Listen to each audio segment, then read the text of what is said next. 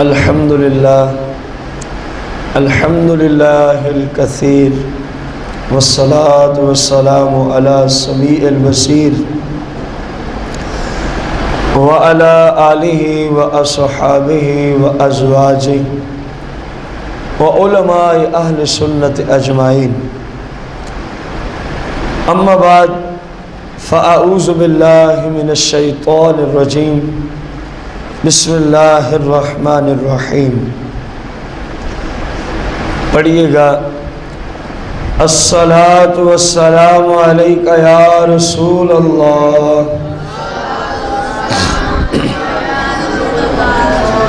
الصلاۃ والسلام علیک یا حبیب اللہ. الصلاۃ والسلام علیک یا شفیع المذنبین.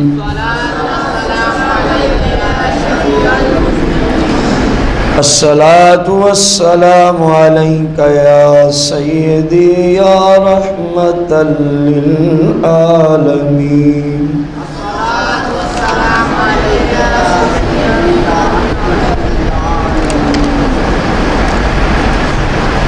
آج کا آپ کا جو درس حدیث ہے وہ ہے جو مسلمان قرآن کو پڑھ کر بھلا ڈالے سرکار نے اس کے بارے میں کیا ارشاد فرمایا. ضروری نہیں کہ اس نے حفظ کیا ہو تو بھلائے تو یہ سزا ہوگی. بھلے کسی نے قرآن کو ناظرہ ہی پڑھا ہو، حفظ کیا اور اس کو قرآن بھول گیا، اس کو قرآن، تو اس کے لیے بھی یہی سزا ہے جو حافظ قرآن کو بھلا ڈالے، جو اس کے لیے سزا ہے. اور میں آپ کو بتاتا چلوں کہ قرآن کس کو بھولتا ہے، خواہ وہ حافظ ہو یا ناظرہ ہو. جو قرآن کو تلاوت کرنا چھوڑ دے قرآن اس کے سینے سے چلا جاتا ہے. سادہ لفظ، جو قرآن کو پڑھنا چھوڑ دے قرآن اس کے سینے کو چھوڑ کے چلا جاتا ہے. قرآن اس کے سینے کو چھوڑ کے، سرکار کی حدیث ہے، صحیح ستہ میں ہے، مفہوم حدیث ہے. فرمایا ایک بھگوڑا اونٹ. کون سا اونٹ فرمایا؟ یعنی شرارتی قسم کا اونٹ. سرکار نے فرمایا اگر اس کا مالک شرارتی قسم کے جانور یعنی اونٹ کو رسی نکیل نہ ڈالے، اس کو رسے کے ذریعے نہ باندھے، رسے کے ذریعے، جو بھگوڑا اونٹ ہو، شرارتی اونٹ ہو اور اس کا مالک اس کو رسے سے، تو وہ اپنے گھر سے بھاگ جائے گا یا نہیں بھاگے گا؟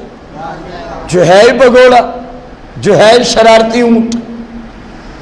سرکار نے فرمایا جو بھگوڑا اور شرارتی اونٹ ہے، اگر اس کا مالک اس کو رسی نہ ڈالے اتنا جلدی یہ بھی نہیں بھاگتا، اتنا جلدی اپنے گھر سے یہ اونٹ جتنا جلدی قرآن مسلم کے سینے سے چلا جاتا ہے. اس بھگوڑے اونٹ کی بنسبت اگر اس کو نہ باندھا جائے جتنا جلدی یہ گھر سے نکل جائے گا، فرمایا اس سے زیادہ جلدی اگر قرآن کو محفوظ کرنے والا کام نہ کیا گیا، جس طرح کہ اونٹ کو محفوظ کرنے کے لیے ایک کام تھا، کون سا؟ اس کو رسی باندھو. کون سا کام تھا؟ اس کو، فرمایا اس کی حفاظت والا کام نہ کیا، جس طرح اونٹ کی حفاظت والا کام نہ کیا جتنا جلدی وہ گھر سے، فرمایا اس سے بھی کئی درجے جلدی اگر قرآن کی حفاظت والا کام نہ کیا گیا تو قرآن مسلم کے سینے سے چلا جاتا ہے. اور قرآن کی حفاظت کیا ہے؟ اونٹ کی حفاظت تو تھی نا رسی سے باندھنا. قرآن کی حفاظت ہے روزانہ اس کی تلاوت کرتے رہنا، روزانہ اس کی. تو غور کرو اس حدیث سے، فرمایا جو بھی اس کی تلاوت چھوڑ دے تو قرآن اس کے سینے کو چھوڑ کے ہمیشہ کے لیے چلا جاتا. خواہ وہ ناظرہ ہو، خواہ وہ حافظ ہے، جو بھی قرآن پڑھ کر بھلا ڈالے، سرکار کا اس کے بارے میں فرمان کیا ہے؟ یہ ہے آج کا موضوع. بڑا اہم موضوع ہے معاشرے کی طرف نسبت کرتے ہوئے. آج ناظرہ خان کی بات کرتے ہیں ہم. 100 میں سے شاید 80% مسلمانوں کو قرآن بھول چکا ہے. میں ایسے لوگ جانتا ہوں 100 میں سے 80% مسلمانوں کو قرآن کیا ہو گیا. اور میں ایسوں کی مثال دے سکتا ہوں، اگر میں ان کے نام لوں تو شاید آپ لوگ کان پکڑ لیں کہ ان کو بھی قرآن پڑھنا نہیں آتا. رونے کی بات یہ ہے، اگر میں ان کے نام لوں، میں لیتا نہیں ہوں، اور ان تک میری آواز اس وقت بھی پہنچ رہی ہے. بس میں اشارہ کروں گا، ایک بندہ علم شریعت تو سیکھے، قرآن ترجمہ، تفسیر، مفہوم، حدیث، فقہ، شرع، عقائد، علم کلام، اور اس احمق کو عربی میں ناظرہ قرآن پڑھنا نہ آتا ہو، اس سے بڑی کی رونے والی بات ہے. جبکہ والدین نے اس کو ناظرہ قرآن پڑھایا تھا، والدین نے اس کو ناظرہ قرآن، اور اس پہ یہ لعنت کیوں اتری؟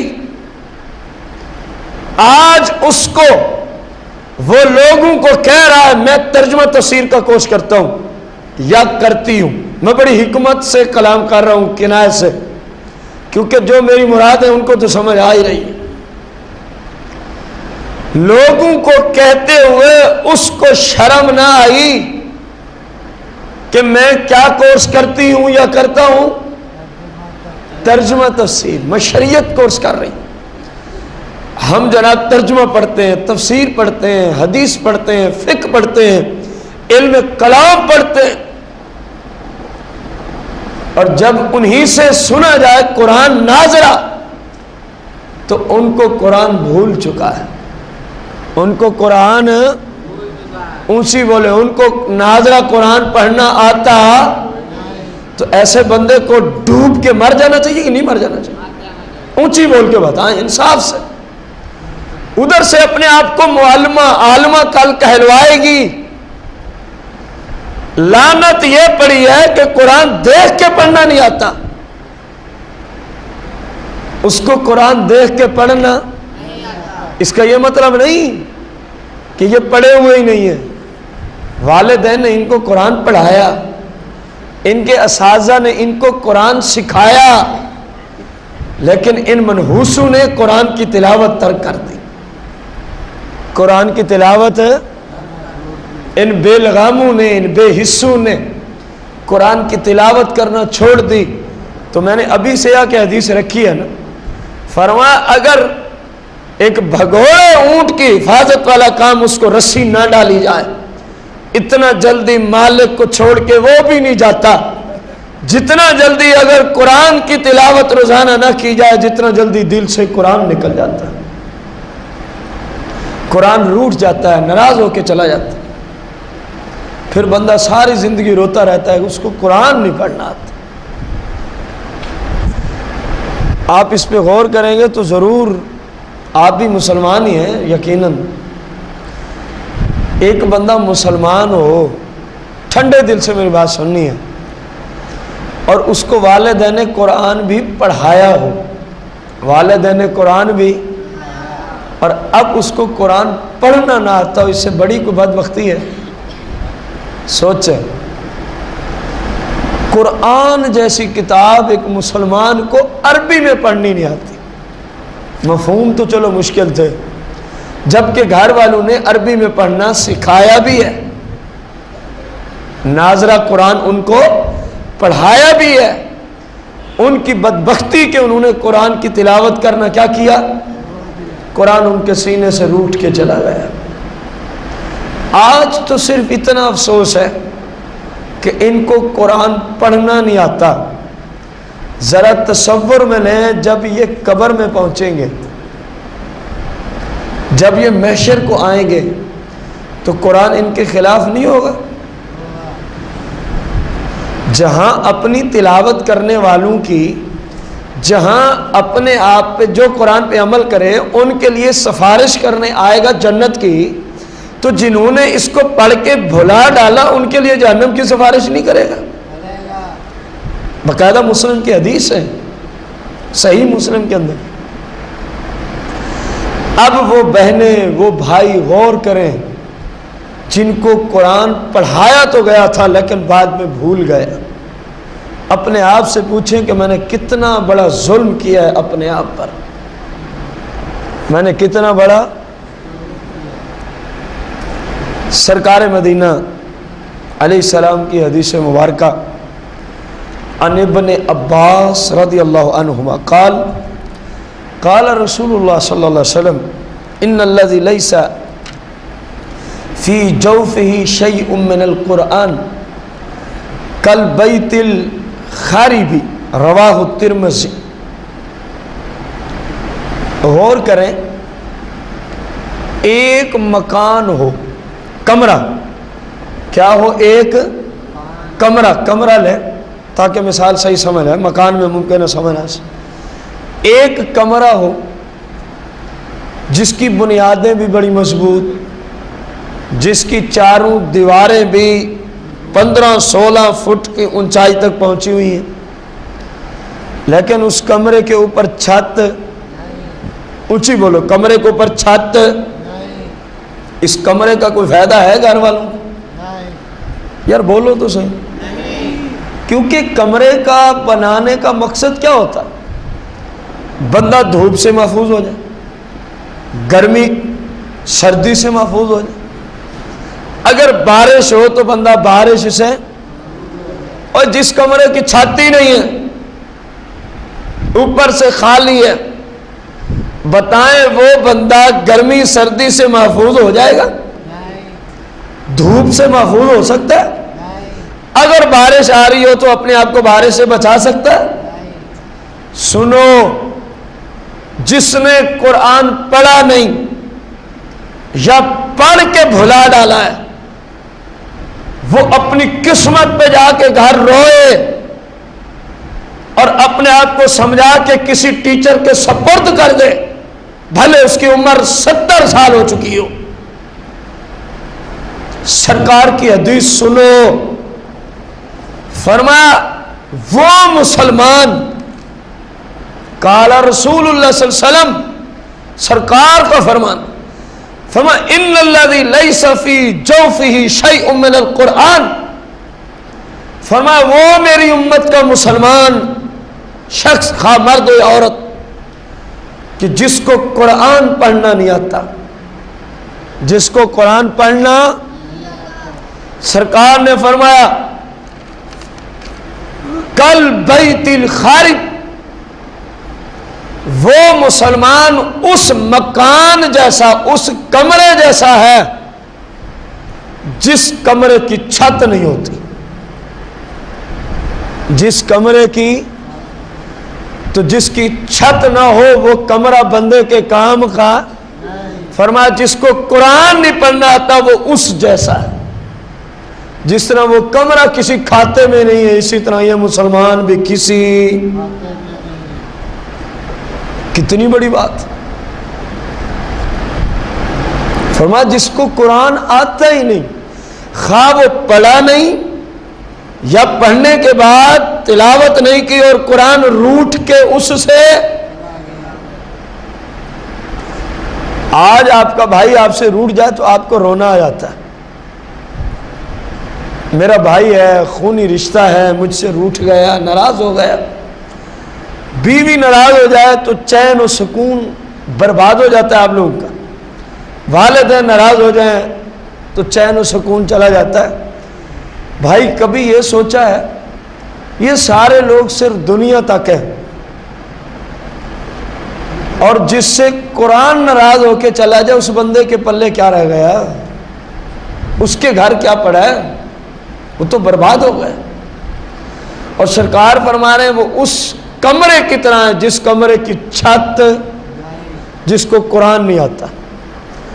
عمر کو نہ دیکھو، ابھی ابھی جو ہو گیا توبہ کرو، آئندہ کے لیے نیت کرو، جن کو آتا نہیں وہ بھی، جو پڑھے نہیں وہ بھی، جہاں کہیں بھی کوئی سنی ٹیچر قرآن پڑھانے والا یا والی میسر ہو، اپنے آپ کو جا کے اس کے سپرد کر دو، اس کو کہو میں نے قرآن آپ سے سیکھنا ہے، تاکہ آپ اس وعید سے بچ جائیں۔ سرکار مدینہ علیہ الصلاۃ والتسلیم کا فرمان عالی شان ہے۔ اس فرمان سے پہلے ایک بات عرض کروں، آج لوگ، کیونکہ یہ بھی قیامت کی نشانیوں میں سے ایک نشانی ہے، سرکار نے فرمایا جب لوگ اپنے مکانات اور بلڈنگوں پر فخر کریں گے کہ ہمارا گھر ان کے گھر سے اچھا بنا ہوا ہے، ہمارا مکان ان کے مکان سے بڑا ہے، ہمارے گھر پر ان کے گھر سے زیادہ قیمتی اشیاء لگی ہوئی ہیں، سرکار نے فرمایا یہ بھی قیامت کی نشانیوں میں سے ایک نشانی ہے جس کا مشاہدہ ہم کر رہے ہیں۔ آج مسلمان اس بات میں پھنس گیا، اس کا کمرہ ایسا ہے تو میرا ایسا ہوگا، اس کے مکان پہ اتنے لاکھ لگے تو میں اتنے لگاؤں گا۔ شیخ عبد القادر جیلانی رضی اللہ عنہ نے ایک دن اپنے مریدوں کو خطبہ دیا بغداد میں جامعہ قادریہ نظامیہ میں، فرمایا کب تک اس مصیبت میں پھنسے رہو گے؟ ان کا ایسا کمرہ ہے، ہمارا ویسا ہے،